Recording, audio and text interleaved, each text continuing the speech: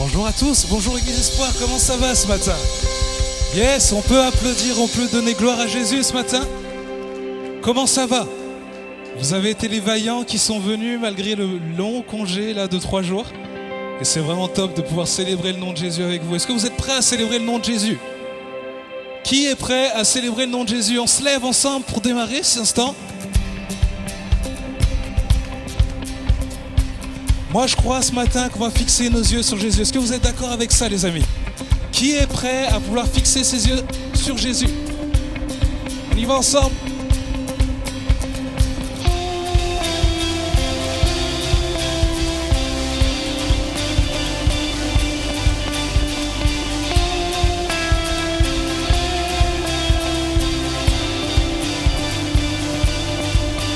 Le salut transperce l'obscurité et le royaume avance à la vitesse de la lumière. Liberté qui fait vivre l'atmosphère, chassant les ténèbres alors que le soleil apparaît. Chantons venu des cieux. Venu des cieux pour nous, descendu par amour, il règne à tout jamais.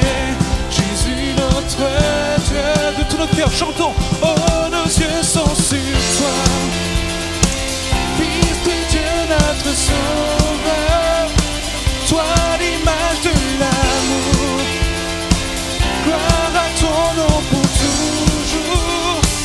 Oh, nos yeux sont sur toi.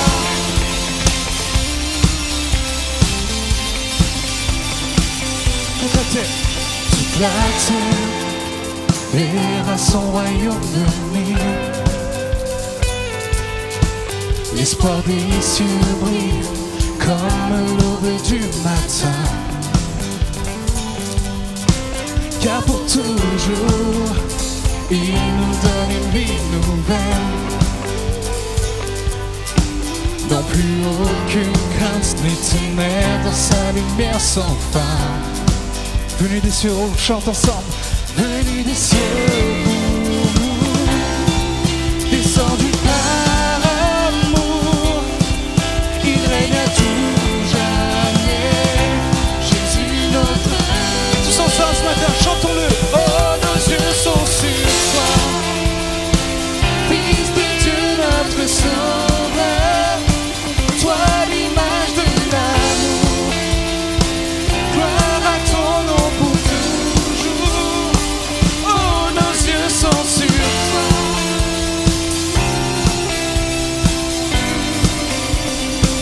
Oh, nos yeux sont sur toi.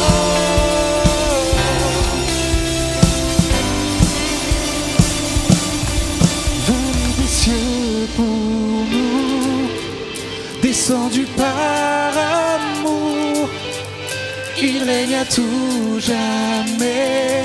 Jésus notre Dieu. On peut le chanter ensemble encore une fois. Venu des cieux pour nous, descendu par amour, il règne à tout jamais.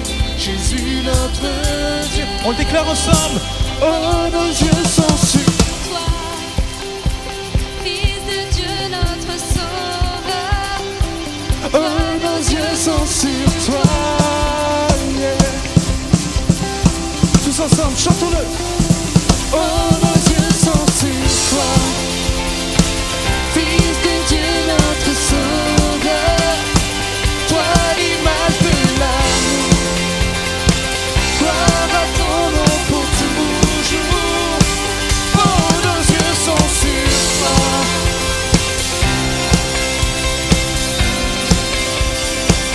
Oh, nos yeux sont sur toi.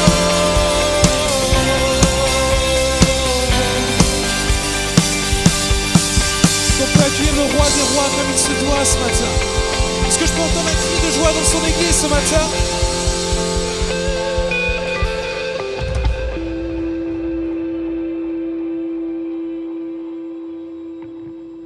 Ce Ce matin, on va élever le nom de Jésus ensemble. On veut juste que son nom soit élevé. On veut juste que son nom soit à la première place, peu importe la situation que nous traversons. Chantons ensemble. Chantons louange à son nom. Louange à son nom. Le nom au-dessus de tout autre nom.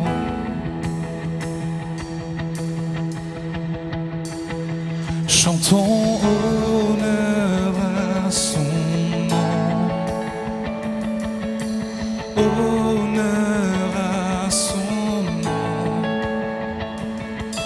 Le nom bien plus grand que tout autre nom.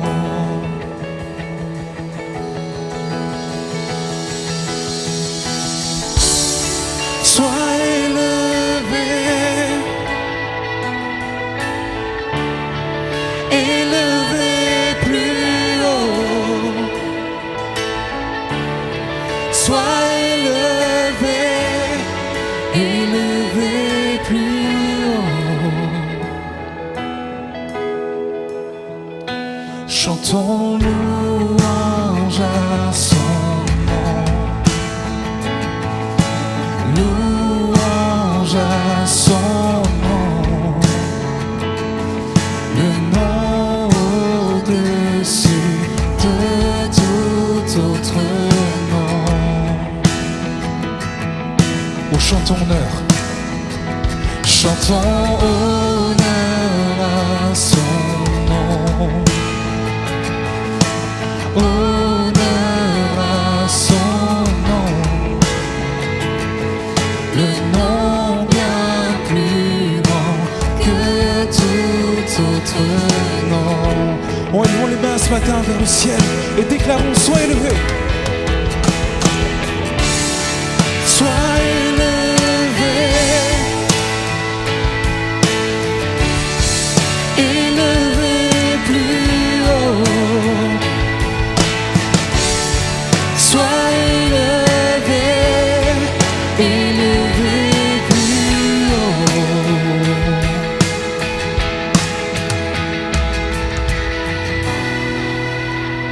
Ce matin, je ne sais pas comment tu es venu, je ne sais pas ce qui te tracasse. Mais je sais une chose, c'est que le nom de Jésus est un nom victorieux. C'est un nom qui apporte de l'espoir. Et alors que tu es là, tu vas te tenir debout à ta place, peut-être lever les mains si tu te sens à l'aise avec ça, et déclarer: ton nom est vie, ton nom est l'espoir en moi. Chantons-le. Ton nom est vie, ton nom est l'espoir en moi, l'espoir en moi. Tu es l'amour, toujours là, à chaque fois, à chaque fois. Ton nom est vie, ton nom est l'espoir en moi, l'espoir en moi. Tu es l'amour, toujours là, à chaque fois, à chaque. Donc déclarons-le encore une fois. Ton nom est vie, ton nom est l'espoir en moi, l'espoir en moi. Tu es l'amour, toujours là, à chaque fois, à chaque fois.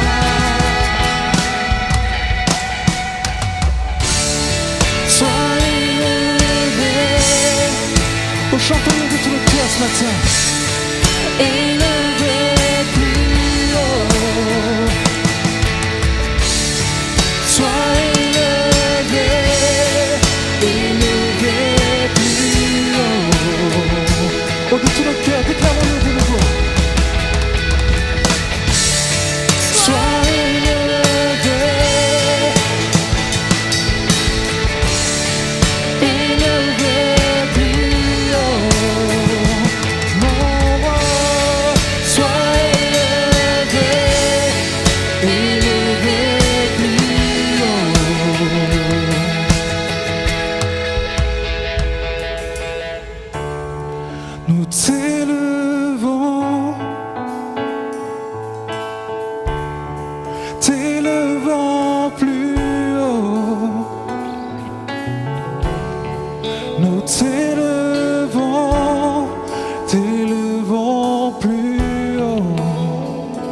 Ou est-ce que sans plus attendre ce matin, on peut commencer à élever nos voix et déclarer combien Dieu est bon, combien Dieu est grand.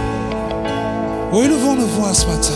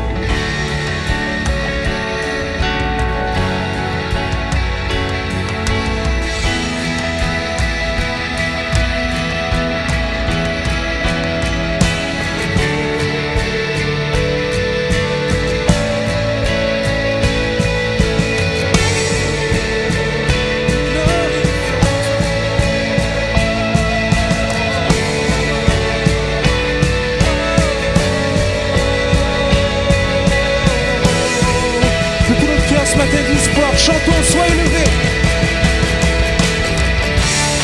Sois élevé, élevé plus haut. sois élevé, Élevé plus haut.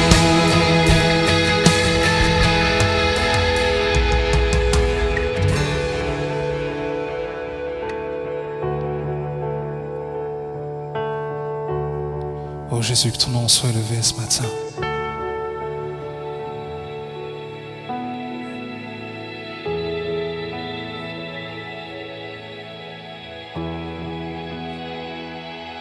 Ok, ce matin, je ne sais pas avec quelle disposition de cœur tu es venu. Mais j'ai juste une question à te poser. Est-ce que tu veux faire un cœur à cœur avec Jésus? Qui est prêt ce matin à faire un cœur à cœur avec Jésus? Levez la main ce matin, ne soyez pas timide. Moi, je veux faire un cœur à cœur avec Jésus. Et alors que j'ai envie de faire un cœur à cœur avec Jésus, j'ai envie de renoncer à tous mes faux semblants. Est-ce que tu es prêt à renoncer à toutes ces fausses images peut-être que tu dresses d'un sourire qui est là sur ton visage alors que rien ne va? Ce matin, je crois que Jésus est dans la place. Vous le croyez, Église Espoir? Jésus est dans la place.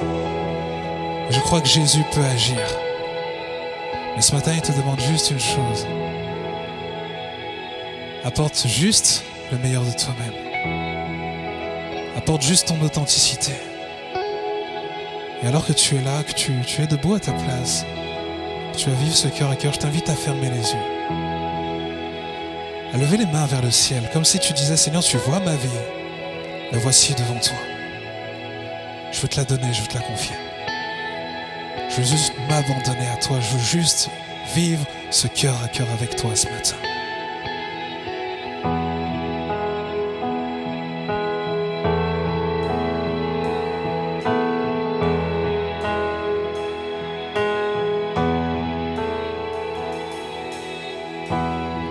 Le chant terminé, le rideau tombe. Je viens simplement porter mon offrande, car j'ai le désir de réjouir ton cœur. J'apporte plus qu'un beau chant. Chanter ne suffit pas pour répondre à ton appel. Les apparences sont trompeuses. Tu vois bien au-delà. Oh Dieu, tu sens de mon cœur. Je reviens au cœur de la louange. Tout est centré sur toi. Centré sur toi, Jésus. Oui, je renonce à tous mes faux semblants pour tout centrer sur toi. Tout centré sur toi, Jésus.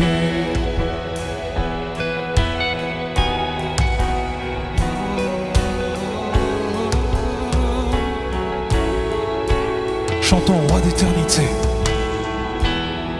Roi d'éternité, qui peut exprimer ce dont tu es dit? Bien que faible et pauvre, je te donne tout pour toute ma vie. J'apporte plus qu'un beau chant. Chanter ne suffit pas pour répondre à ton appel. Oh, les apparences.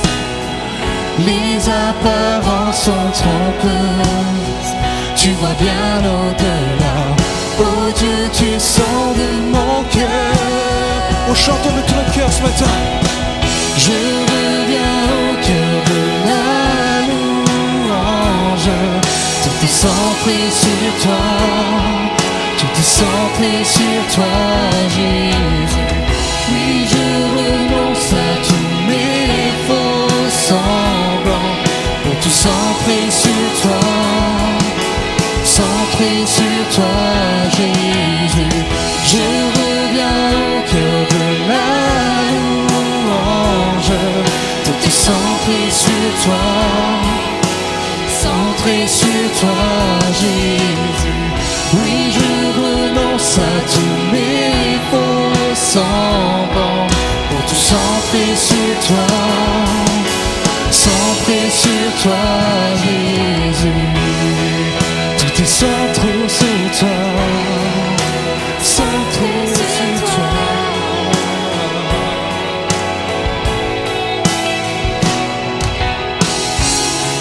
Tout est centré sur toi. Centré sur toi.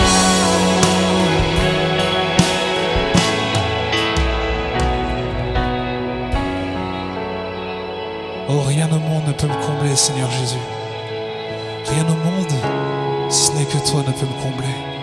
Et c'est ce qu'on veut chanter maintenant. Je veux ton cœur. Rien au monde, non rien au monde ne peut me combler. Je veux ton cœur. Rien au monde, non rien au monde ne peut me combler. Je veux ton cœur. Rien au monde, non rien au monde ne peut me combler. Je veux ton cœur. Rien au monde, non rien au monde ne Oh, chantons, je reviens au cœur. Je reviens au cœur de la louange. Tout est centré sur toi. Tout est centré sur toi, Jésus. Oui, je renonce à tous mes faux semblants. Tout est centré sur toi. Levons les mains et déclarons une dernière fois. Je reviens. Je reviens au cœur de la louange. Tout est centré sur toi. Centré sur toi, Jésus. Oui, je renonce à tous mes faux semblants. Centré sur toi. Centré sur toi, Jésus. Tout est centré sur toi. Centré sur toi.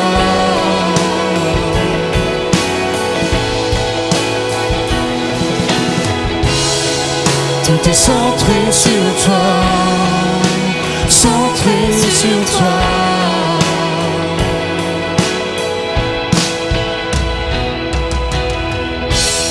On peut donner gloire à Jésus ce matin.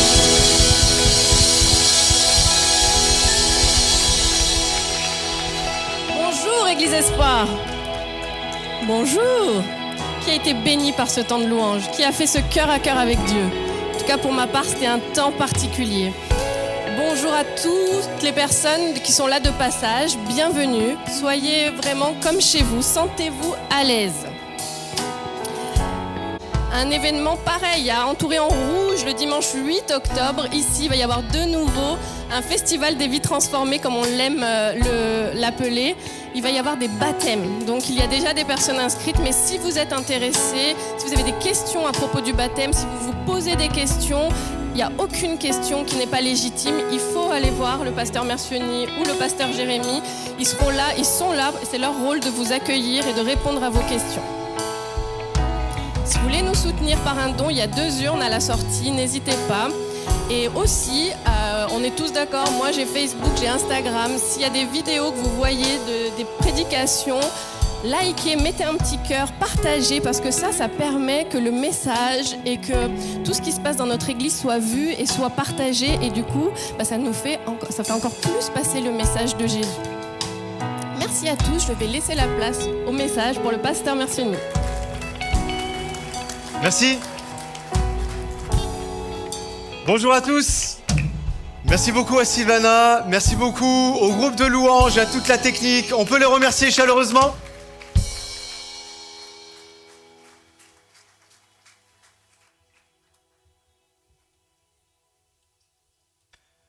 Ça va, vous allez bien? Ouais, oui, ça va. Qui m'a dit ça? Waouh. Oui, ça va bien, merci beaucoup. Je reviens juste sur quelques mots par rapport à l'inauguration. Dan Luyten sera là pour un concert exceptionnel, donc le samedi soir. Il y aura aussi donc le lendemain, vous avez vu qu'il était marqué Patrice Martorano, un enfant de la maison. Mais l'idée aussi, c'est que ça va vraiment être une célébration un peu hors du commun. Il y aura plusieurs autres intervenants, je l'espère, de l'église aussi, ou qui sont sortis de l'église ou qui ont côtoyé l'église. Ne manquez pas ça va vraiment être un super moment. De toute manière, on vous en parlera plus les semaines qui arrivent. Ok ? Non, ça va, j'ai compris qu'il y avait un temps de décalage, je sais pas. En tout cas, voilà, j'aimerais sur 3 messages, donc aujourd'hui, la semaine prochaine et dans 3 semaines où Jérémy reviendra, partager des messages. Vous savez, pendant la période Covid, juste avant la période Covid, on pensait avec le conseil pastoral mettre en place ce qu'on appelle des formations de disciples, du discipulat. Et on s'était outillé, on s'était renseigné, on avait eu des entretiens téléphoniques avec plusieurs personnes qui ont pu faire ça. Et le Covid est arrivé, tout a été chamboulé. Et puis ensuite, il y a eu la construction du bâtiment et tout ça, donc pas mal de choses à gérer. Mais c'est quelque chose que nous voulons, quelque chose que nous considérons comme important. Et cette formation de disciples, si tu veux bien mettre, nous allons l'appeler Logos. Formation de disciples. Logos, je vous en parlerai un peu plus à la fin de comment ça marche et qu'est-ce que ça veut vraiment dire. Mais pour nous, c'était important de tout de suite, dès la rentrée, programmer 1 fois par mois. Tout le monde est capable de venir 1 fois par mois? Un vendredi soir par mois, où on aura un temps spécial sur de la théologie, sur de la bibliologie et tous les autres ologies qui existent, c'est-à-dire études de.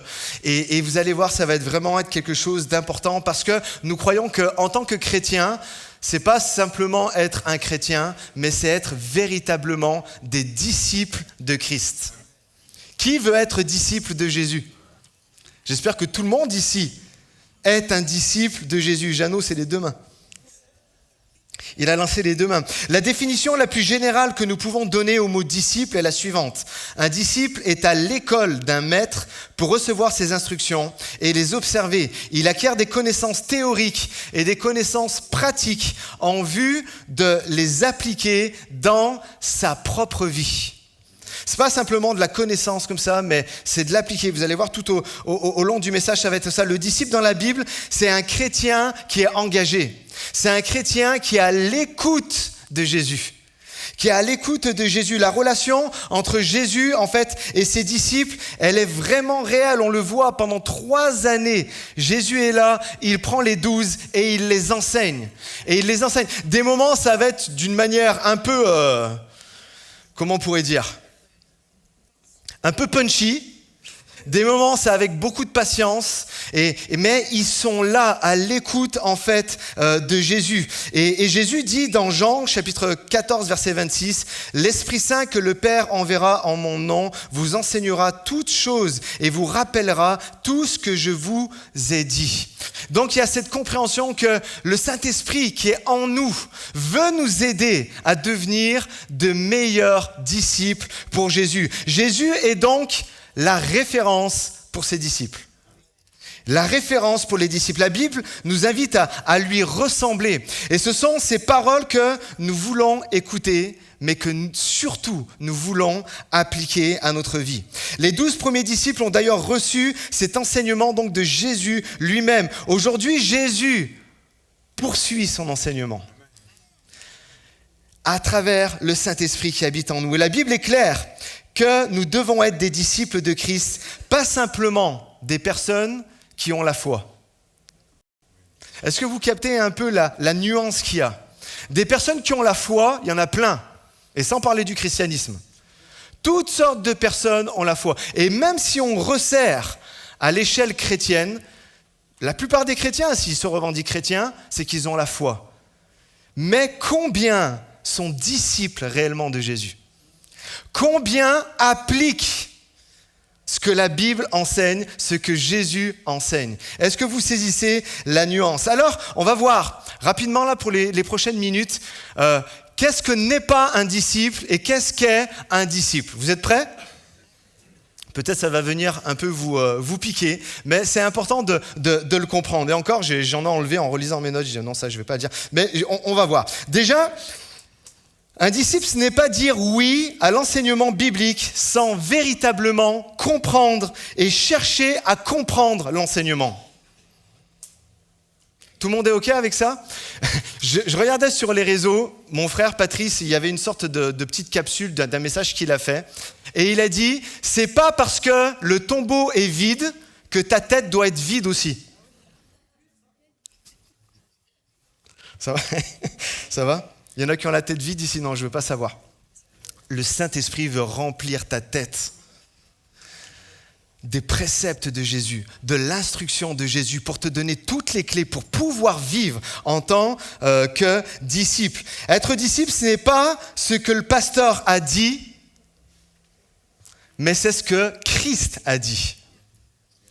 Et je me souviens, lorsque j'étais pasteur de jeunesse, bien souvent, je disais comment on peut dire, à la jeunesse, ce que je vous dis, mettez-le en doute. Allez voir dans la Bible si vraiment ce que je vous dis, c'est vrai. Et ça, c'est tellement important. Le manque de connaissances fait qu'on est là sur Internet et on écoute tel prêche, et puis sans vraiment se poser, parce qu'il y a 2-3 versets bibliques, on se dit c'est OK, c'est bon, ça va. Non. Par exemple, je peux prendre juste 2 cas aujourd'hui qu'on voit beaucoup. Si vous entendez un pasteur, un prédicateur prêcher l'hypergrâce, éteignez votre portable ou votre YouTube direct. Vous savez ce que c'est l'hypergrâce ? C'est dire que tout le monde est sauvé. La Bible n'enseigne pas du tout ça. Il n'y a rien de biblique là-dedans si on lit vraiment attentivement et honnêtement la parole de Dieu. A contrario, à tous les prédicateurs qui sont là et qui tapent sur la tête des gens en disant « T'es pas digne, t'es rien du tout, le Seigneur pourra jamais agir à travers toi, t'es trop petit, t'es trop ci, t'es trop ça. » Éteignez, il n'y a rien de biblique là-dedans aussi. Vous comprenez, là j'ai pris 2 extrêmes, mais sur plein de sujets c'est comme ça. Donc, être disciple, c'est pas ce que le pasteur a dit, mais c'est ce que la Bible enseigne. On est d'accord avec ça ? Être disciple, c'est faire passer ce que l'on croit comprendre.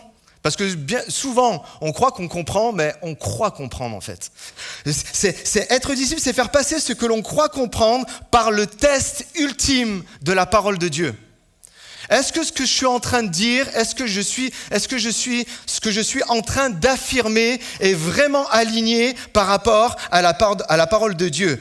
Aimer telle et telle chose, dire telle et telle chose. Est-ce que tu as creusé le sujet toi-même, pas des on-dit par d'autres personnes, avant de tenir tel propos, tel enseignement, telle doctrine? Est-ce que vous comprenez? Un disciple, c'est celui qui va chercher et qui va comprendre ça.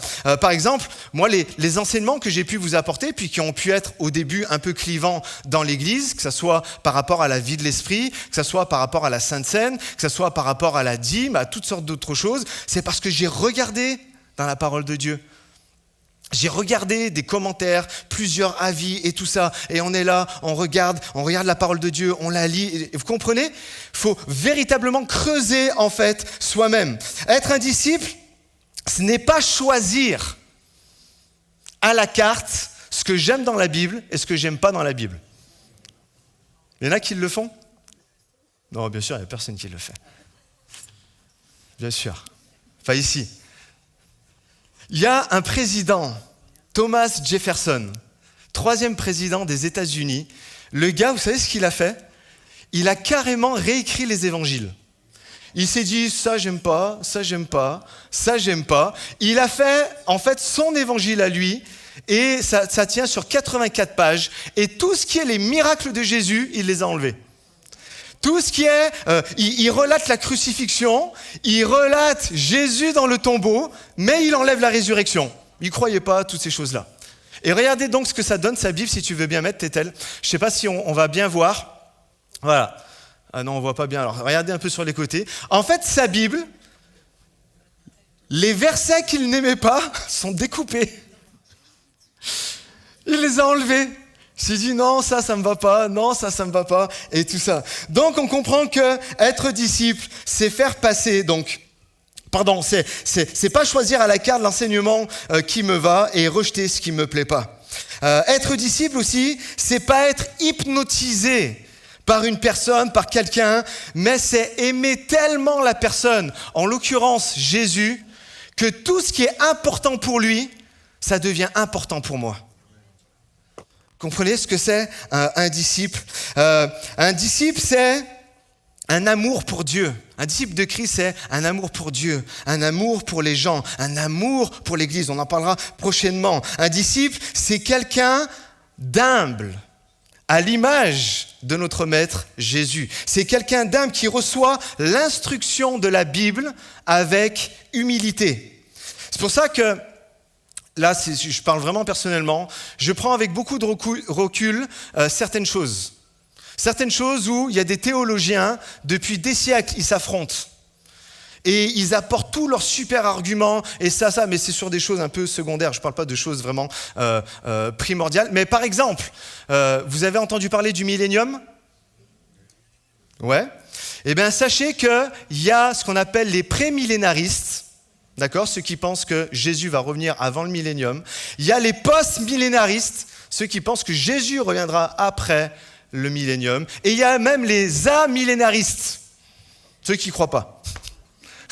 Et vous comprenez? Et là-dedans, donc nous, ce qu'on peut faire, c'est vraiment vous apporter les courants de pensée, vous dire ce que la Bible en dit, et puis quelque part les versets et tout ça. Mais c'est de prendre avec beaucoup d'humilité, en fait, tout ce qui peut être enseigné. Alors, la question à 100 000 € ce matin. Vous êtes prêts sur le buzzer?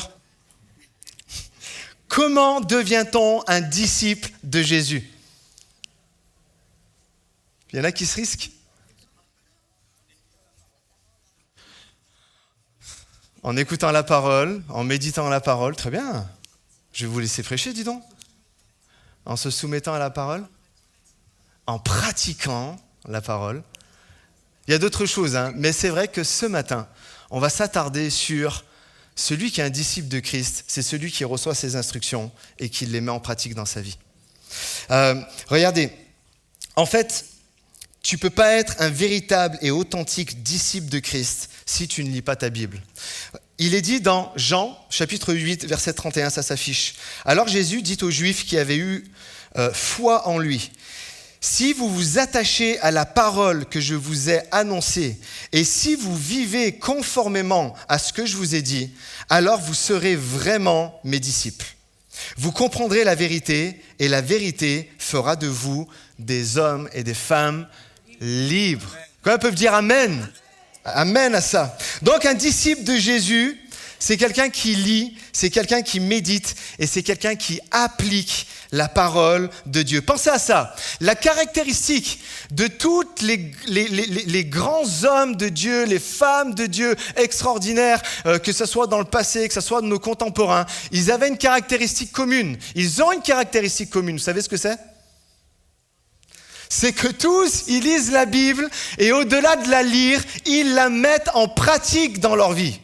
C'est une caractéristique commune. Tu veux voir l'action de Dieu dans ta vie, tu veux voir des miracles se passer, tu veux te voir, toi, progresser dans ta vie, dans ta foi, eh bien ça passe par la lecture de la parole. Il y a quelques semaines en arrière, j'ai pu apporter 2 messages sur qui est Dieu le Père. Et je sais que ça a eu un impact dans beaucoup de personnes. Mais comment je peux affirmer qui est Dieu le Père et toutes les caractéristiques qu'il a, que Dieu est un Dieu de compassion, un Dieu de grâce, un Dieu qui donne une seconde chance, un Dieu qui réhabilite, d'accord? Si on s'approche de lui, si on vient avec repentance, si je ne vais pas creuser ça dans la parole de Dieu. Donc ça passe en fait par là. Tu veux mieux connaître Dieu, eh bien il t'a laissé de quoi mieux le connaître. Et ce n'est pas des prêches sur Internet premièrement. C'est ta Bible. C'est ta Bible. Aujourd'hui, la Bible, elle est tellement accessible comme jamais auparavant. Il y a plein de versions, il y a plein de supports numériques, des Bibles papier aussi, telle version aussi, ça, nanana. Mais il n'y a jamais eu aussi peu de chrétiens qui lisent leur Bible. Ça fait froid vraiment dans le dos. Aujourd'hui, elle est là, la Bible. Et être disciple et vivre en tant que disciple amène une implication personnelle et intentionnelle de lire et d'appliquer ce que la parole de Dieu, elle dit. Et c'est ce que on s'efforce de faire dimanche après dimanche. Pas vous apporter simplement de la connaissance, mais des applications pratiques pour votre vie, pour arriver à discerner le plan de Dieu pour vous, le plan de Dieu pour l'humanité, le plan de Dieu, ce qui est bon, agréable et parfait pour lui, comme dit l'apôtre Paul aux Romains. Et quand tu vas lire la parole de Dieu, tu vas comprendre toutes les questions que tu pourrais te poser. Qui est ce Dieu trinitaire ? Tu vas comprendre quelle est sa volonté pour ta vie. Tu vas recevoir son instruction et tu vas pouvoir l'appliquer à ta vie. Imaginez un instant. On ne va pas imaginer, on va le faire. On va faire un petit sondage. Qui croit que la Bible est vraie de la première jusqu'à la dernière page? Non, il lève pas la main. Il dit, moi je lève pas la main, je fais pas ça. Maintenant, un autre sondage. Qui a lu régulièrement sa Bible de la première, de la première à la dernière page? Non, levez pas les mains. Mais automatiquement, il y en a moins. Vous savez pourquoi? En fait, il y a un problème chez nous les chrétiens. On est plus, écoutez ça, on est plus enclin à défendre la Bible qu'à la lire. Vrai ou pas? Ouais, la Bible, parole de Dieu, c'est la vérité, nanana, nanana. Ah ouais, vas-y, parle-moi de ce sujet, qu'est-ce que t'en penses?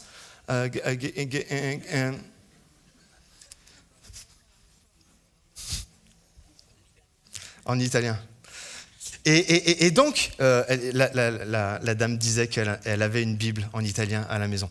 Et donc, on est plus enclin à défendre la Bible, en fait, qu'à la lire. Et ça, il y a des limites. Il y a des limites à ça. On passe, nous, tellement de temps devant la télé, devant les réseaux, devant toutes sortes de choses, alors qu'on passe si peu de temps, voire 0, en une journée. Vous savez, est-ce que vous vous rendez compte de ça? Qu'il y a des personnes qui ne partent pas de chez eux, mais ils ne partent pas de chez eux. Ils ne commencent pas leur journée sans avoir lu leur horoscope. Non, mais je ne parle pas des chrétiens. C'est juste pour faire un contraste avec les chrétiens. Et nous, en tant que chrétiens, en tant que disciples de Christ, on est là, on a la foi et on ose partir de la maison, ou on ose finir notre journée, ou en tout cas prendre un temps dans la journée sans avoir lu la parole de Dieu, sans avoir médité la parole de Dieu, sans avoir réfléchi sur la parole de Dieu. Et c'est tellement important. Regardez ce que dit Paul à Timothée.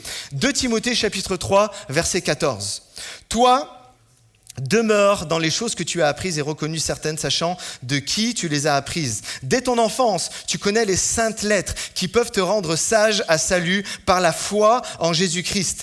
Toute écriture est inspirée de Dieu et est utile. Premièrement, pour enseigner, deuxièmement, pour convaincre, troisièmement, pour corriger, quatrièmement, pour instruire dans la justice, afin que l'homme de Dieu soit accompli et propre à toute bonne œuvre. Amen. » Amen. En fait, Paul, ici, il donne 2 raisons de mieux connaître et comprendre les Écritures.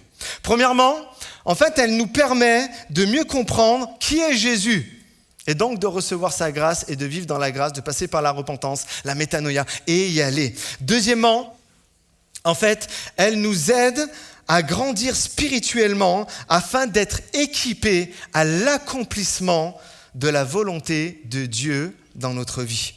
Et les moyens de cette croissance, donc, comme nous l'avons lu, ça passe par 4 étapes. La première étape, c'est l'enseignement. Et c'est ce qu'on veut vraiment faire dans ces soirées logos qu'on va mettre en place à la rentrée. C'est l'enseignement. L'enseignement de la doctrine nous montre le chemin sur lequel nous devons marcher. Ça passe par la conviction. Elle nous montre quand nous nous éloignons du chemin. En fait, elle vient nous convaincre qu'on a tort. Il y a des gens ici, des moments qui ont tort? Allez, on va faire un sondage. Non, c'est pas... Et la parole de Dieu te montre, elle te convainc. Tu dis, hey, t'as tort, arrête de marcher dans cette voie, arrête de croire ça, arrête d'agir comme ça. Et la parole de Dieu a cette capacité-là. Lorsque elle t'est enseignée, puis que tu te laisses enseigner par elle. Troisièmement, elle t'apporte la correction. Elle nous aide à retourner sur le chemin. Il y a des moments où on dévie un peu, on dévie, et hop, la parole de Dieu, elle te ramène sur le droit chemin.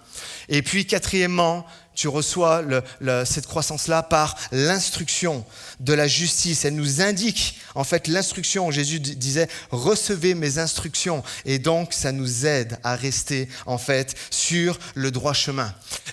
C'est très flagrant et ça peut nous arriver ici.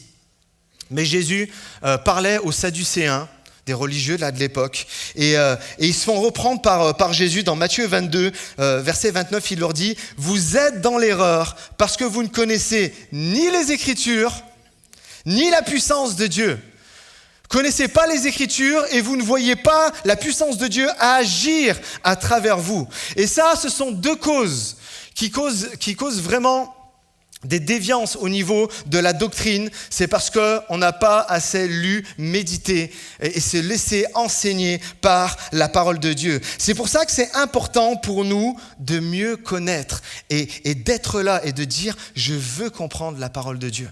Je veux comprendre ce qu'elle a pour moi. » Regardez, l'objectif c'est ça, si tu veux bien mettre. L'objectif final n'est pas l'interprétation de la Bible, mais l'application de la Bible dans nos vies quotidiennes. Et c'est pour ça que le célèbre évangéliste Dwight Moody a dit, diapo d'après, « La Bible ne nous a pas été donnée pour augmenter notre connaissance, mais pour changer notre vie. » J'ai que faire de la connaissance si ça ne change rien. J'ai que faire savoir plein de choses si ça ne change pas ma vie. Si je ne deviens pas de plus en plus à l'image de Jésus. Et c'est pour ça que c'est important. La parole de Dieu est là pour notre transformation. Elle est là pour notre transformation, pour changer notre caractère et de le rendre, et on en a parlé il y a quelques semaines en arrière, pour le rendre semblable à celui de Jésus. Écoutez, nos plus beaux efforts pour étudier la Bible n'ont pas de valeur s'ils ne nous amènent pas à ressembler encore plus à Jésus. Ça n'a pas de valeur. Et c'est pour ça que, ça fait toujours, je vous le dis toujours, mais ça me fait toujours rire, c'est pour ça que Jacques a dit, ne vous bornez pas à écouter la parole, mais mettez-la en pratique. Écoutez, discours après discours, sermon, prédication, prêche après prêche, même enseignement après enseignement. Et on est là, on est des puits de savoir, de connaissances. Mais si on ne le pratique pas, ça ne marche pas. On n'est pas des disciples de Christ. Moi, je suis pas impressionné. Je ne suis pas impressionné par des gens qui savent plein de choses. Je ne suis pas impressionné par des gens qui sont capables de dire « Moi, je connais tout ce chapitre-là par cœur. Moi, je connais ci. Moi, je connais les 3 étapes pour ci, pour ça, selon la Bible et tout ça. » Mais qui, dans la vie, ne le reflètent pas. Moi, je suis impressionné par des personnes qui n'ont peut-être pas toute la connaissance du monde, mais qui, sur quelques versets, sont capables de le comprendre et de l'appliquer dans leur vie. Et c'est à ça, en tant que disciples, que nous sommes appelés à être. Il est possible de connaître la parole de Dieu sans connaître le Dieu de la parole. Je la répète. Il est possible pour nous de connaître la parole de Dieu, mais de ne pas connaître le Dieu de la parole.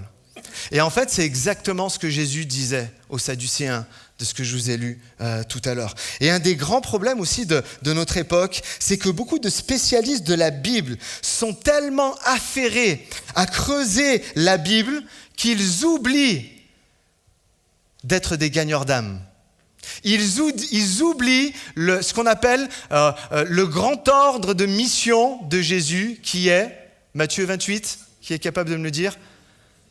Allez dans le monde entier, portez la bonne parole, faites de toutes les nations des disciples, baptisez-les au nom du Père, du Fils et du Saint-Esprit, c'est ce qu'on a fait il y a 15 jours, et enseignez-leur à obéir à tout ce que je vous ai prescrit.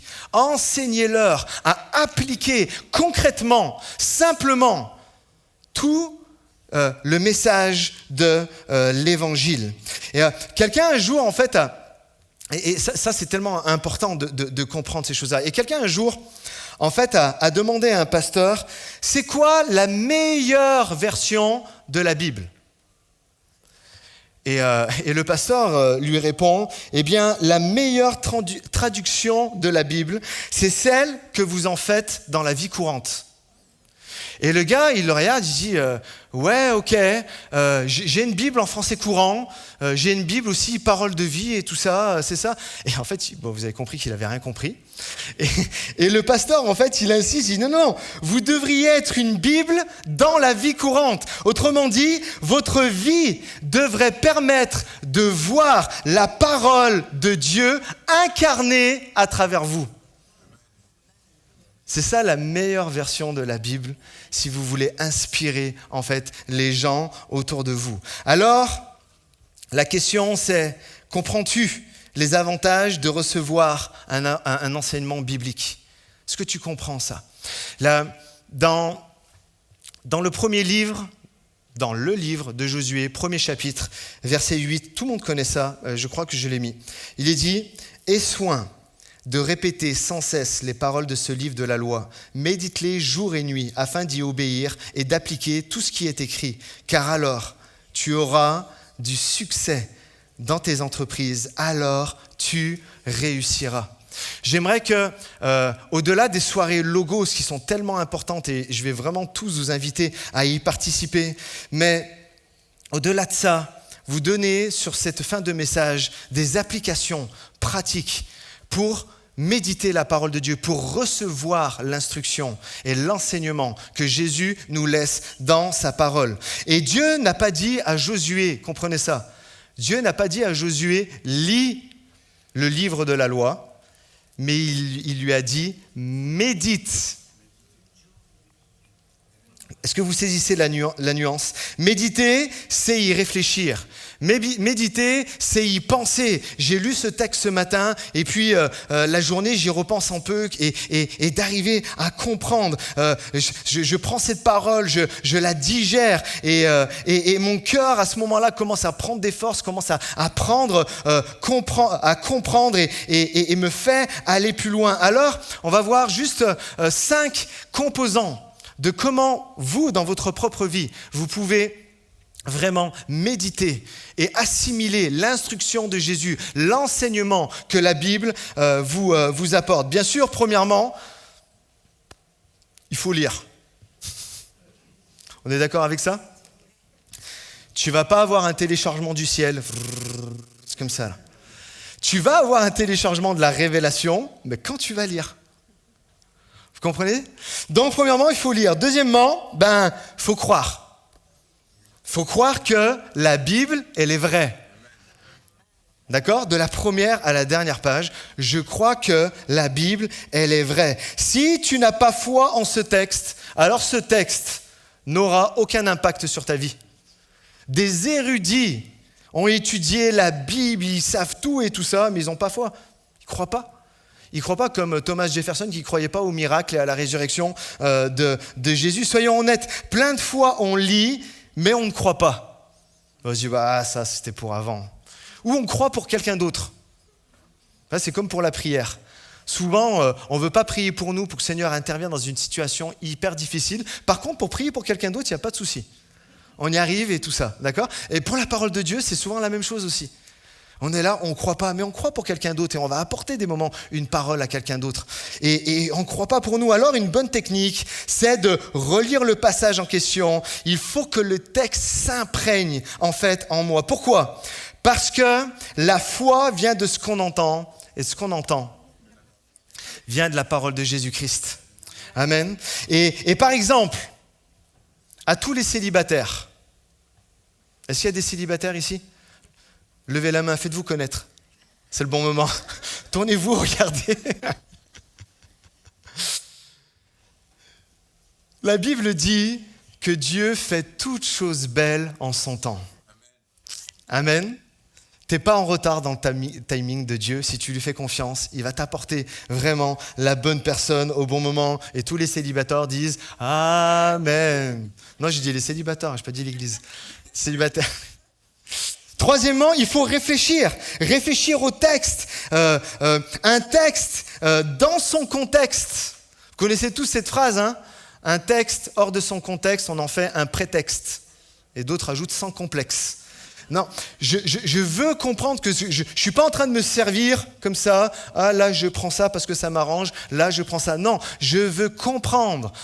C'est quoi le contexte? Qu'est-ce que Dieu dit? C'est quoi la vérité éternelle dans le texte que je suis en train de lire? Qu'est-ce que Dieu disait là à cette époque? C'est quoi la vérité éternelle? Et quelle est la vérité que moi, je peux appliquer à ma vie aujourd'hui, le 16 juillet 2023. C'est quoi? Qu'est-ce que Dieu a dit et qu'est-ce que Dieu me dit et comment je peux l'appliquer dans ma vie? Et justement, quatrième, c'est appliquer. Quand j'ai compris ce que Dieu voulait me dire au travers du texte, je l'applique à ma propre vie. Qu'est-ce que Dieu me demande de faire avec cette révélation que je viens de comprendre? Et puis, cinquièmement, tout simplement, j'obéis.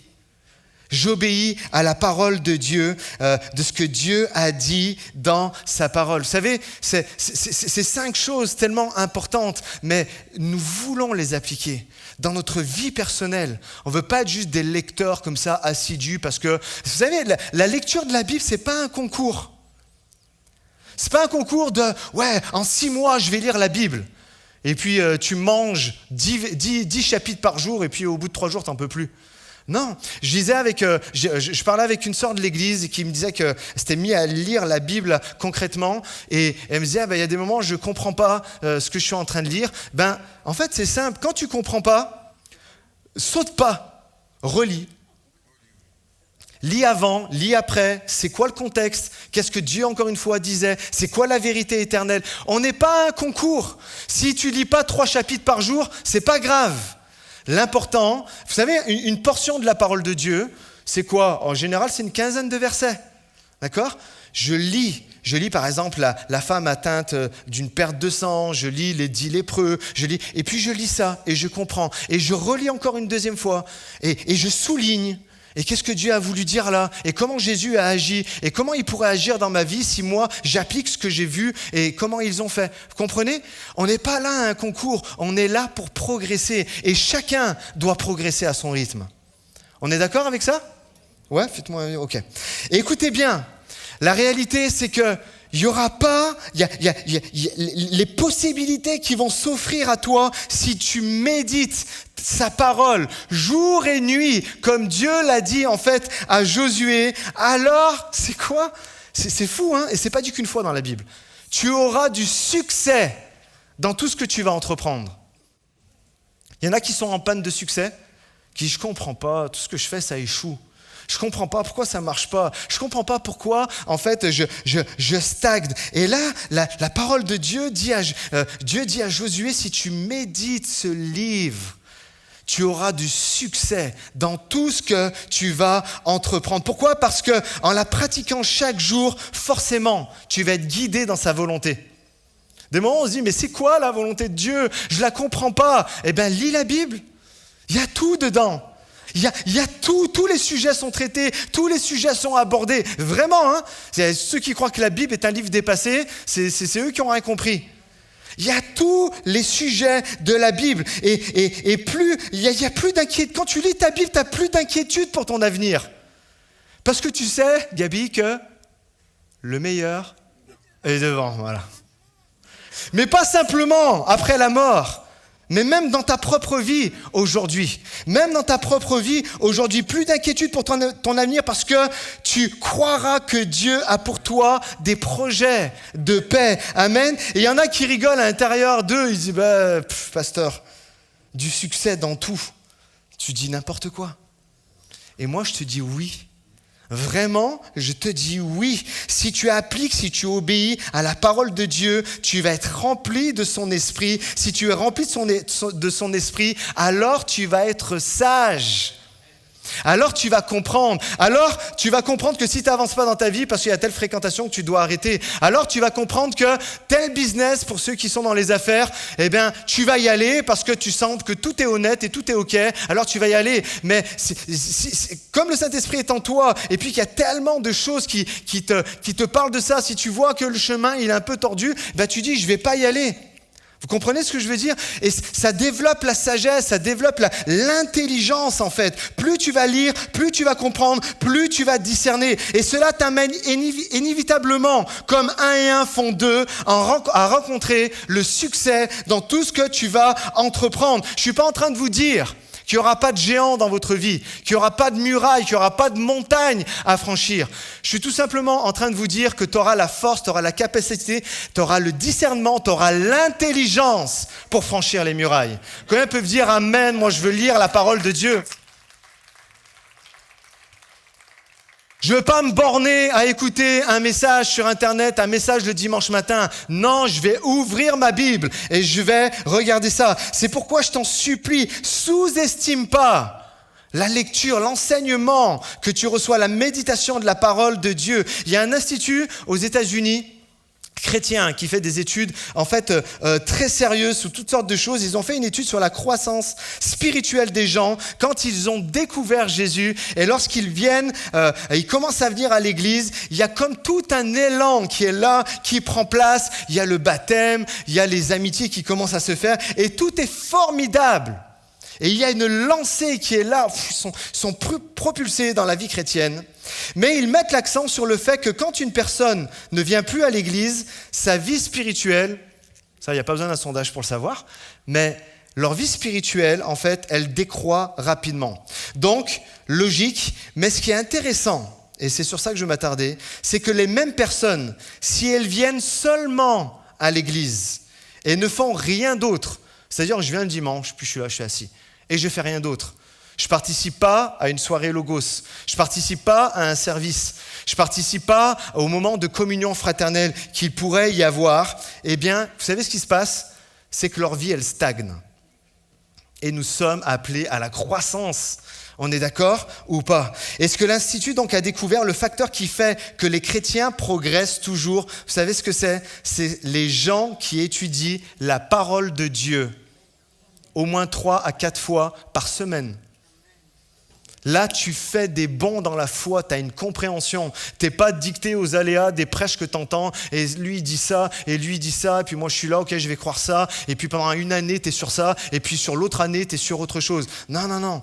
Et c'est pour ça que c'est tellement important de venir à ces soirées Logos et de comprendre toute la théologie, de comprendre l'œuvre de Jésus, de comprendre l'œuvre du Saint-Esprit, de comprendre ce que c'est l'Église et le fonctionnement en fait de l'Église. En conclusion, je dirais quoi? Je vais appeler Dany à revenir.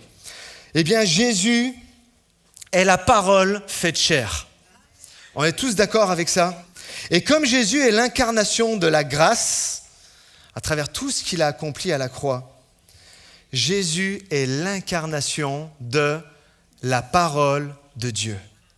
Jésus est l'incarnation de la parole de Dieu. La parole de Dieu est la vérité et Jésus se définit lui-même comme étant la vérité. Il est la parole de vie. Il est le Logos. Et on en vient à ça. Si tu veux bien mettre l'Évangile de Jean, chapitre 1,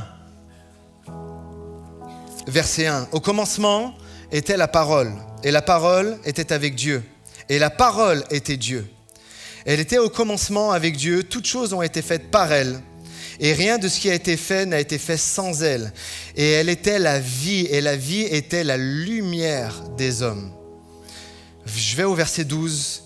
À tous ceux qui l'ont reçu, à ceux qui croient en son nom, elle a donné le pouvoir de devenir enfants de Dieu, lesquels sont nés non du sang, ni de la volonté de la chair, ni de la volonté de l'homme, mais de Dieu. Et la parole a été faite chair, et elle a habité parmi nous, pleine de grâce et de vérité. Et nous avons contemplé sa gloire, une gloire comme la gloire du Fils unique, venu du Père. Amen. Et on peut donner gloire à Dieu pour ça.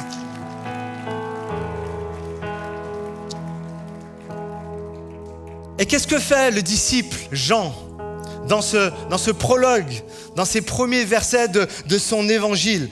En fait, à chaque fois que vous voyez le mot parole, il est dit, en grec c'est le mot logos. Et logos, vous savez ce que c'est? Il affirme des choses en disant ça. Il dit que la création du monde est elle-même l'œuvre de Jésus et ne peut avoir un sens différent de celui de l'œuvre salvatrice, rédemptrice de Jésus. La parole faite chair, cette parole est créatrice. Et lorsque tu vas commencer à la lire, lorsque tu vas commencer à la méditer, lorsque tu vas recevoir l'enseignement, l'instruction de la parole de Dieu, il y a quelque chose qui va se créer en toi.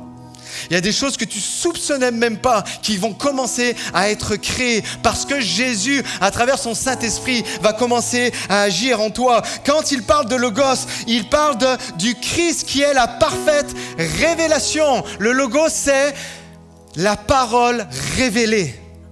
À tous ceux qui ont soif de révélation spirituelle, moi le premier, j'ai soif de révélation spirituelle. J'ai encore plus soif de découvrir Jésus. J'ai encore plus soif de découvrir sa volonté pour l'Église, pour l'humanité, pour ma propre vie. J'ai envie de savoir. Et donc, c'est tellement important que cette parole, je la reçois, qu'elle crée en moi et qu'elle je reçoive la révélation. Et aussi, en fait, Logos, c'est l'enseignement chrétien et l'expression en fait de la raison divine. L'expression de la raison divine. Je comprends. Je suis en train de comprendre qui est Dieu. Je suis en train de comprendre son amour infini. Je suis en train de comprendre que, et encore une fois, on passe par le mot repentance et le mot métanoïa. Wow, tout ce que j'ai cru jusqu'à présent, je suis un peu bancal.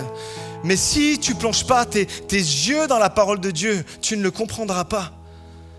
Alors, qui veut plus de révélation divine ici? Qui veut plus de révélation divine ici? Qui veut plus de l'œuvre créatrice de Jésus dans son cœur? Qui veut recevoir la parole? Qui a envie de plus connaître Jésus? Alors, la formation Logos est pour toi. Comme je disais tout à l'heure, c'est quelque chose, moi, qui me tient à cœur vraiment depuis très longtemps. Et aujourd'hui, on peut enfin le mettre en place. Et avec Jérémy, avec Dédé, on a commencé à plancher dessus. Et dès le mois de septembre, une fois par mois, tout au long de l'année, eh bien, il y aura une formation. Il y aura un enseignement à apporter. Il y aura quelque chose là qui est là. Les questions que vous êtes toujours posées, ça va être un temps aussi d'échange. On va pouvoir échanger, pas comme malheureusement les réunions plénières qu'on peut avoir. Et là, on pourra prendre du temps et on pourra comprendre, discerner la volonté de Dieu. Qu'est-ce qui est bon, qu'est-ce qui est agréable, qu'est-ce qui est parfait, quelles sont les déviances doctrinales qu'il pourrait y avoir dans tel texte, etc. On veut mieux comprendre la parole de Dieu. Alors, dans les prochains jours, voire les prochaines semaines, on va vous envoyer un lien. Juste pour savoir, déjà, j'aimerais dire à toutes les personnes qui se sont baptisées ces dernières années, ces 5 dernières années, j'ai envie de dire pour vous, ce n'est pas une option. Bien sûr, je peux vous obliger à rien du tout. Je ne peux pas vous obliger. Mais d'avoir un enseignement plus poussé n'est pas optionnel pour vous. Et donc vraiment de venir. Et j'aimerais dire à tous les anciens aussi, ça fait du bien une petite mise à jour. Vrai ou pas? On a besoin de se mettre à jour. Hein. Comme quand vous recevez une notification pour votre téléphone, la mise à jour 14.3 est disponible. La mise à jour Logos, parole vivante, est disponible pour vous, pour chacun d'entre nous. Alors je vous invite vraiment à tous y participer. J'aimerais qu'on puisse prier un instant si vous voulez bien. On pourrait se lever ensemble.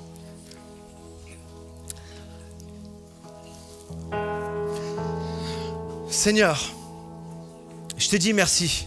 Je te dis merci pour ces instants. Je te dis merci pour cette assemblée qui est là. Je te dis merci pour l'action de ton Saint-Esprit. Je te dis merci pour ces moments de cœur à cœur que nous avons pu vivre dans la louange. Je te dis merci pour ta présence au milieu de nous. Et Jésus, je te dis merci pour ta parole. Pour ta parole que tu nous as laissée. Comme disait David dans le psaume 119, qui est vraiment un hymne à la parole de Dieu. Seigneur mon Dieu, qu'on peut la serrer contre notre cœur. Une lampe à nos pieds, une lumière sur notre sentier. Tu vois toutes les personnes qui se posent plein de questions sur plein de choses, sur des tas de sujets, Seigneur mon Dieu. La lumière réside en ta parole. La lumière réside dans tes instructions. Et ce matin, nous ne voulons pas nous borner à écouter la parole de Dieu passivement. Nous ne voulons pas aller de prédicateur en prédicateur, mais nous voulons savoir ce que toi tu dis réellement. Et Seigneur mon Dieu, comme nous l'avons chanté, nous faisons un retour à la louange. Mais aussi aujourd'hui, nous faisons un retour à la parole de Dieu. Seigneur, vois nos mains tendues vers toi. Vois nos cœurs ouverts. Vois nos yeux, nos oreilles ouvertes à ta parole, Seigneur. Nous voulons recevoir de toi. Et ce soir, Seigneur, ce matin, je te prie, Seigneur, pour que chaque personne qui a délaissé ta parole, chaque personne qui reste un peu sur le bas du côté, puis qui est là, qui plonge pas ses yeux dans la parole de Dieu, oh Saint-Esprit, viens les chercher. Viens les secouer, viens les réveiller, viens leur dire hey, c'est l'heure que tu plonges tes yeux dans la parole de Dieu, c'est l'heure que tu la lises, c'est l'heure que tu y crois, c'est l'heure que tu vas réfléchir dessus, c'est l'heure que tu vas appliquer la parole de Dieu, c'est l'heure où tu vas passer par l'obéissance à la parole de Dieu. Pas ce que les hommes disent, Seigneur mon Dieu, mais ce que ta parole dit, Seigneur. On peut être là, Seigneur mon Dieu, et pour d'autres, à être des puits de connaissances, mais sans jamais appliquer correctement. Seigneur, donne-nous de tout ce que nous... chacun à notre échelle, chacun là où nous en sommes. Il y en a, ils sont loin, il y en a, ils sont au début, il y en a, ils sont en chemin, Seigneur mon Dieu. Mais là où nous en sommes, que nous puissions lire cette parole et l'appliquer. et la repasser dans notre cœur et méditer jour et nuit dessus afin que nous puissions avoir du succès dans tout ce que nous allons entreprendre. Seigneur mon Dieu, avec toute l'Église, je le dis, nous voulons être tes disciples, Seigneur. Et un disciple reçoit l'instruction qui vient de ta parole, qui vient de toi. Jésus, nous te recevons. Tu es la parole faite chair. Merci Seigneur mon Dieu. Si on a besoin d'être repris, viens nous reprendre. Si on a besoin d'être secoué, viens nous secouer. Si quelqu'un a besoin d'être encouragé ce matin par la parole, viens l'encourager. Si quelqu'un a besoin de recevoir la consolation passera par ton Saint-Esprit avec des yeux éclairés sur ce que dit ta parole. Merci Seigneur. Nous voulons te donner la gloire ce matin parce que tu nous as laissé ta parole et aujourd'hui tu vis en nous. À toi soit toute la gloire. Ensemble nous avons prié. Amen. On peut dire merci à Jésus pour sa parole.